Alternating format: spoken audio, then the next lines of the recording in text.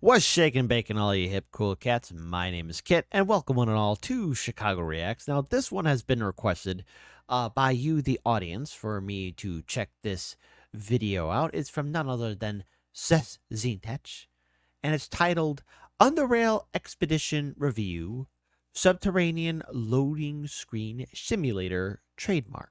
So as always, for all these videos that we react to here at Chicago Reacts, please be sure to support the original content creators. It's the right thing to do, you hip cool cats. And as always, please be sure to like, comment, share, and subscribe. Hit that ring bell notification. That way all of you are made aware when we upload new content onto our YouTube channel. So without further ado, let's all get ready to go ahead and have an expedition, an Underrail expedition. I haven't played this game, so for all the Underrail experts out there, I will be relying on you for lore details, feedback, and so much more. So let's get ready to play this video in a 3, a 2, a 1.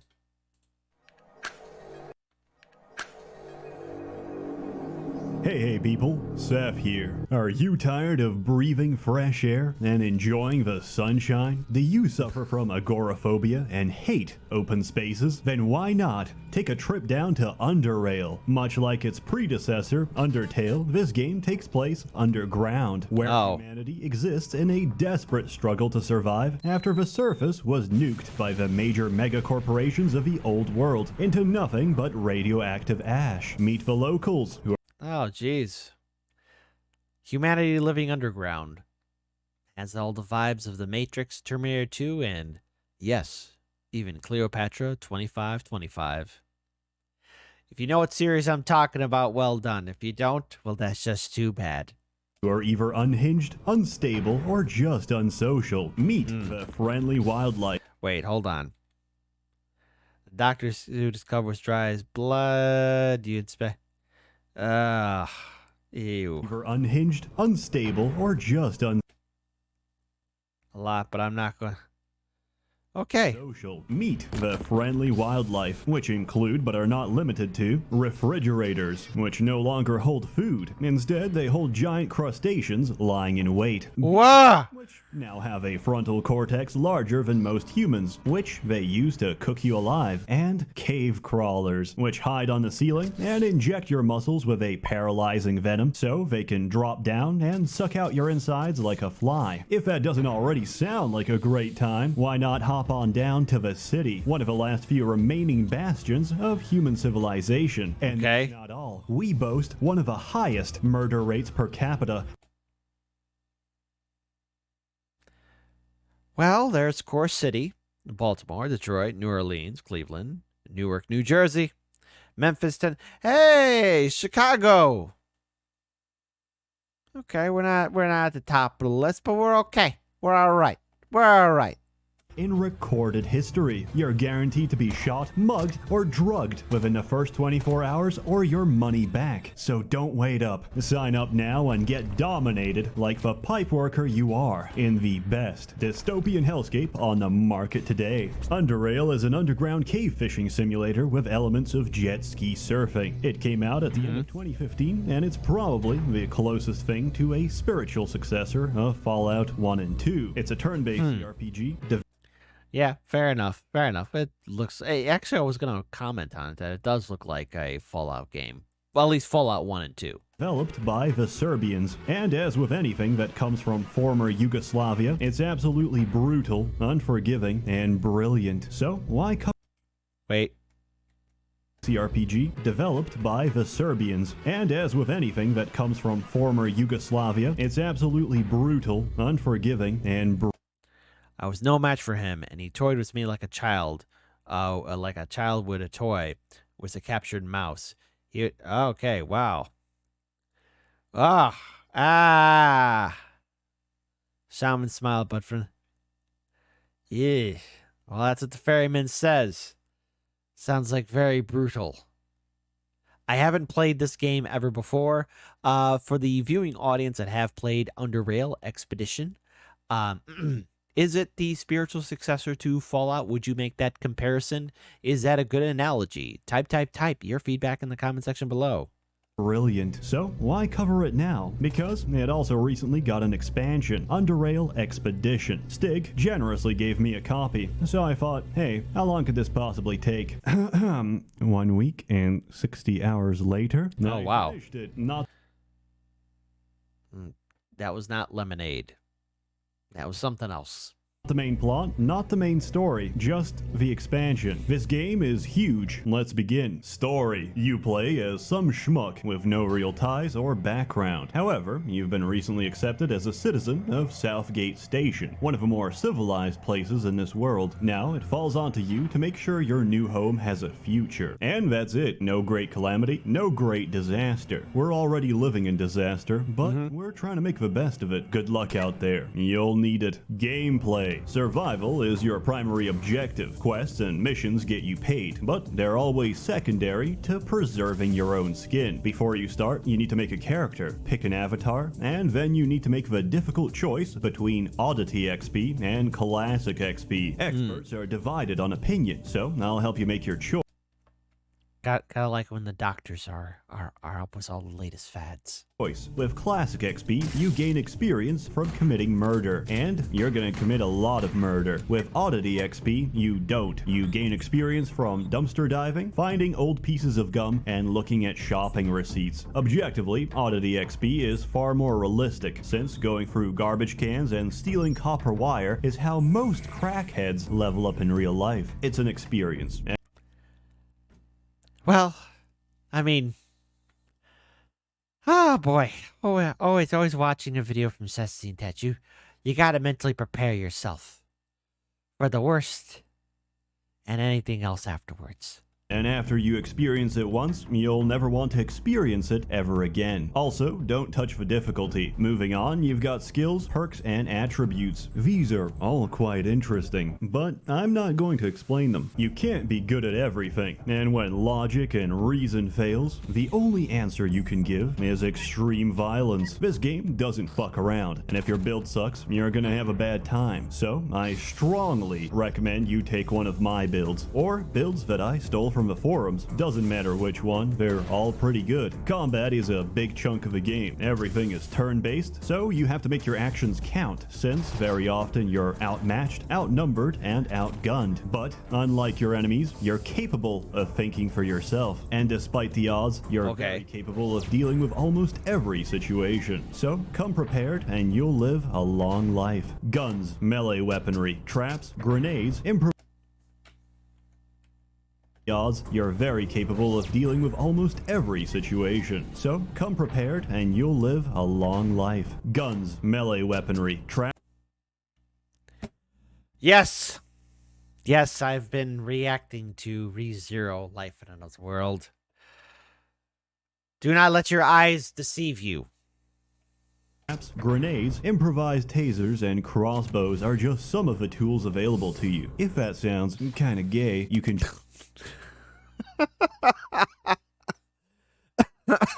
just punch the meat off everything instead. Not only that, but your character also has the potential to harness their psionic energy. What's that, you ask? It's actually a very recent mutation, which lets humans and other wildlife use magic. And it lets you Not magic, psychic energy. cook people alive, fry their brains, or strangle them with their own shadow. Why? I don't know. Because Underrail takes place in the Harry Potter universe. But instead of wands, you've got implants you inject into your brain, so you can abuse muggles with your mind magic. Thanks, J.K. Rowling. Of course, we can't talk combat without talking about crafting. In most games, crafting is entirely optional. In Underrail, crafting is the difference between life and death. For example, a machine gun, as you may know, is very painful. A single burst at point blank might even zone you out. Yes, no one test that out, but yes, a machine gun will end you. So what do? We make a tactical vest and shove inside some Kevlar plates. Good work. Now we don't actually die immediately, so the enemy... Now look, I just want everyone to know that in real life, yes, theoretically, you will be protected, but it's just best not to test it out. Just don't do it. Just don't do it. throws a grenade instead and shreds your internal organs. You're dead. Your money is now being used on the streets to buy both types of crack rocks and crack whores. How do we prevent this? By getting a shield. Not the Roman kind, the energy kind. The kind which has different frequency bands and involves a lot of money. The impact velocity of a grenade? Extremely high. So we build a high frequency shield. Bullets don't leave a scratch. Grenades? A mild breeze. But a sledgehammer? Yeah, that's still bad for your spine. Also, Yes, a sledgehammer will hurt.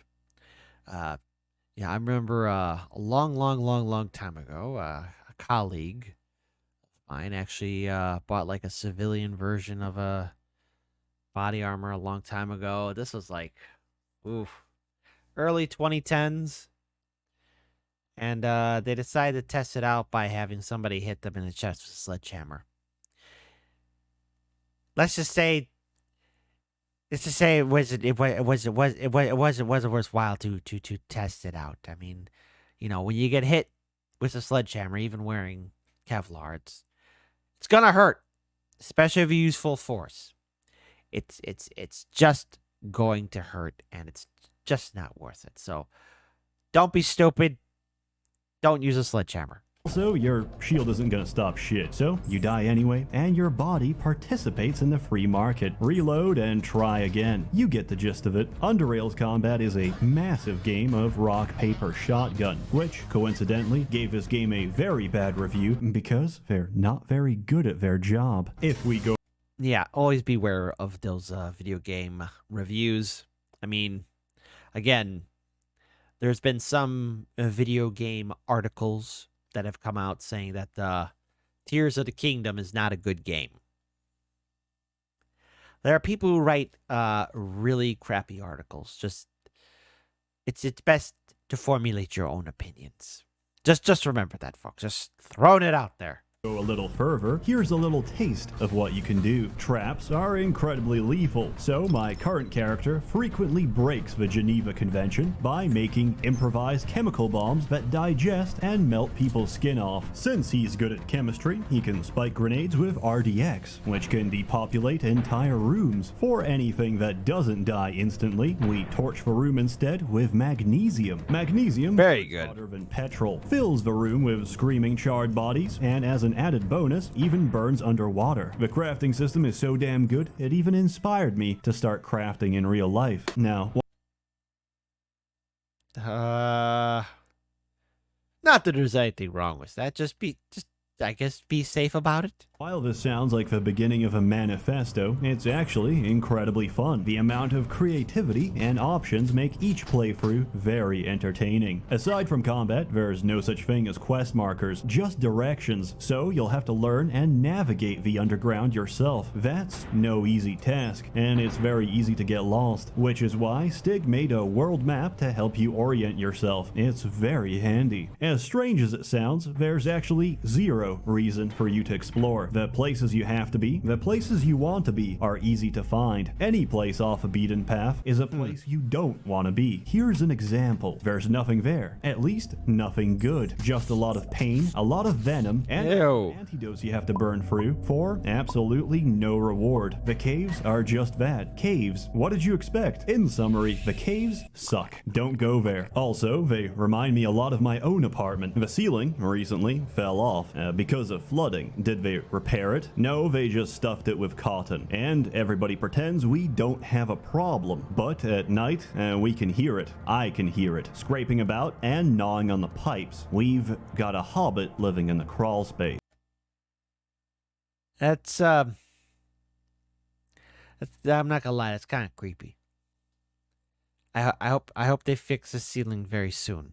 And it's hungry. This isn't a cry for help, I just wanted to explain my life situation. Anyways, I just leave it some chicken bones or whatever. Usually, he's pretty happy with that. There's not too many quests in this game, but most of them are quite long, and usually have multiple ways to solve them. For example, there's one quest where you have to investigate the serial murders taking place in town. After counting the possibilities, there's 5 different ways to solve it. In one of them, you can discover the bodies, download the serial killer's documents, documents as proof of their guilt and turn them into the authorities. The other 4 involve you being a dumbass and getting drugged by the serial killer. They strip you of your belongings, push you down a shaft, naked and defenseless, into their murder bunker. If you're too slow, they'll walk down and cut you to pieces. If you aren't, you can grab a flashbang, stun them, and crawl into the ventilation system. Once inside, you can either lockpick the safe on their weapons locker and gun them down, put together a weapon to defend yourself, pull apart the fuse box and electrocute them, or hack the bunker's defense systems to gun them down remotely. And that's just a small optional side quest. Another quest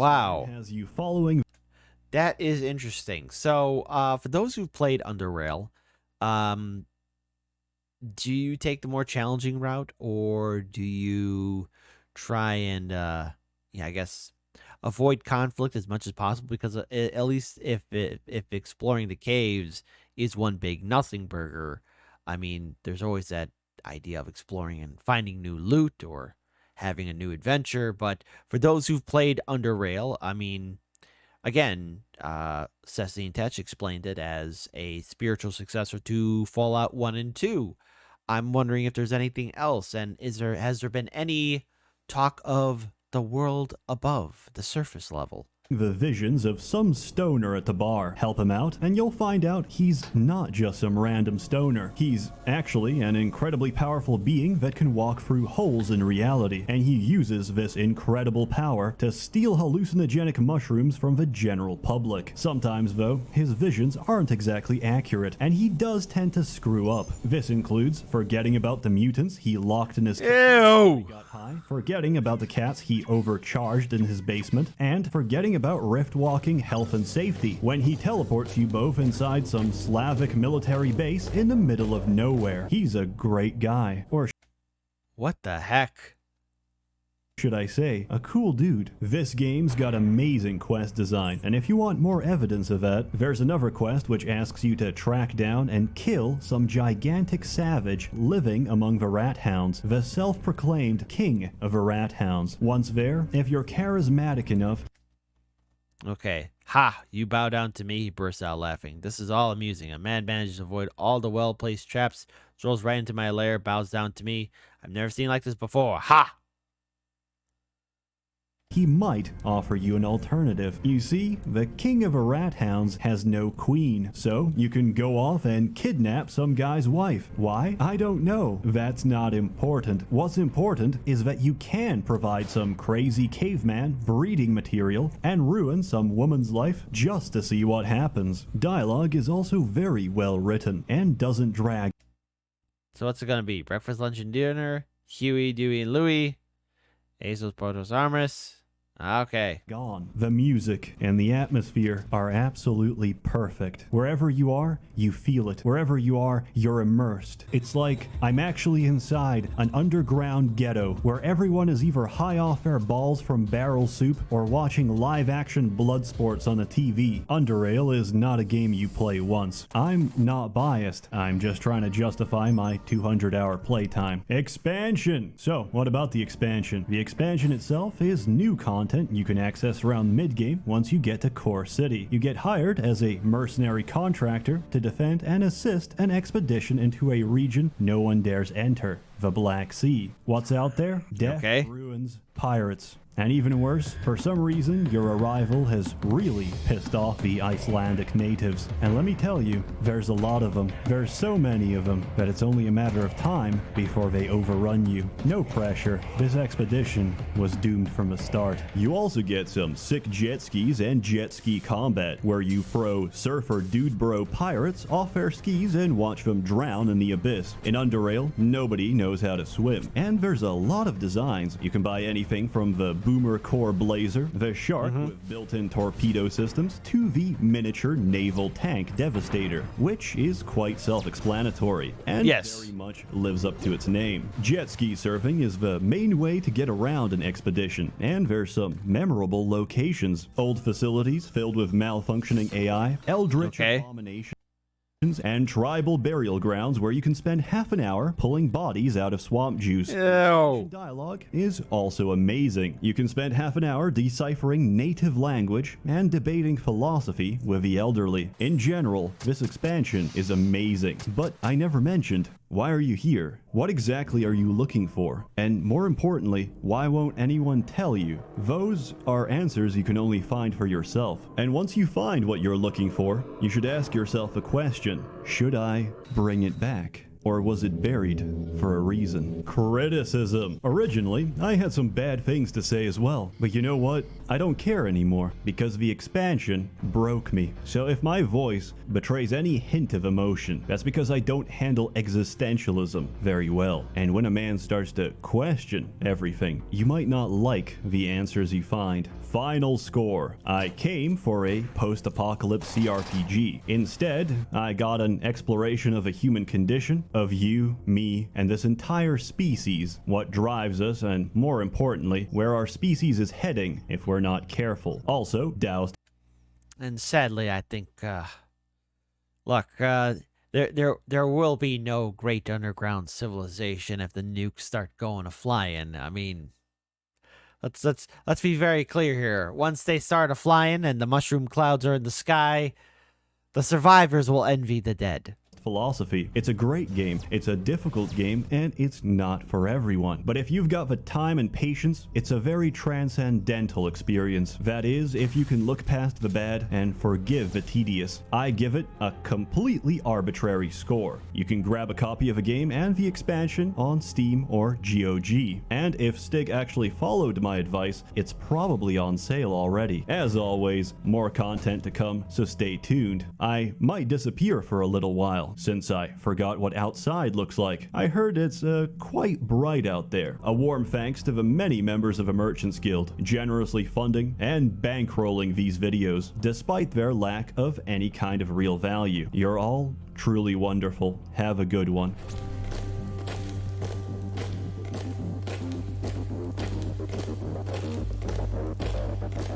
I can't help but think of Red Alert 2 now.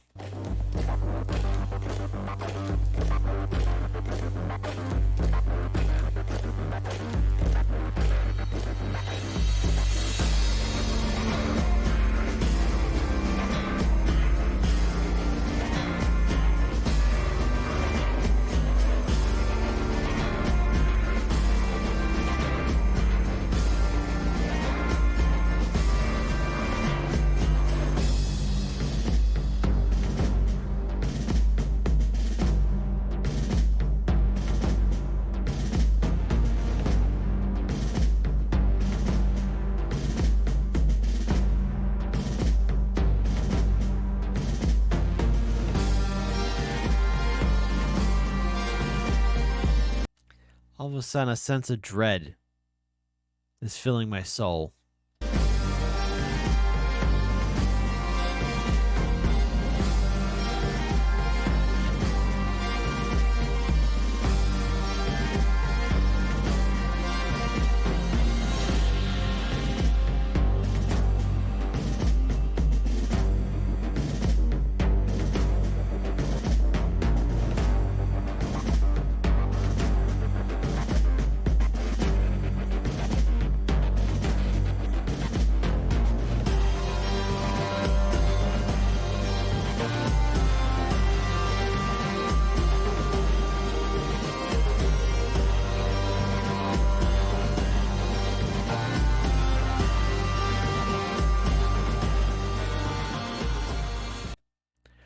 What could possibly go wrong?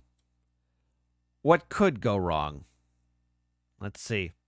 This video came out 3 years ago. September 8th of 2019. November, December, then comes January. 2020. What an oh so fantastic year. Nothing bad ever happened then. All right, that was Underrail Expedition Review, Subterranean Loading Screen Simulator, trademarked by none other than Seth Zintatch.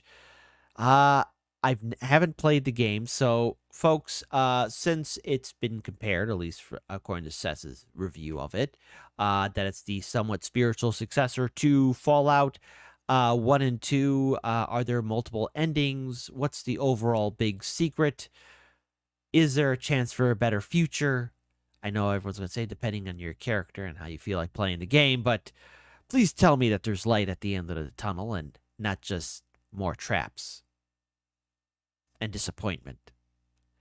So, as always, give us your feedback. We would like to hear back from all of you. Be sure to support the original content creators because, let's face it, making these videos it takes a lot of time and energy. So, support the original content creators. Be careful in your ceilings. There might be a hobbit up there, but feed it some chicken bones and you'll be A-OK. Until then, take care, and I'm up out of here.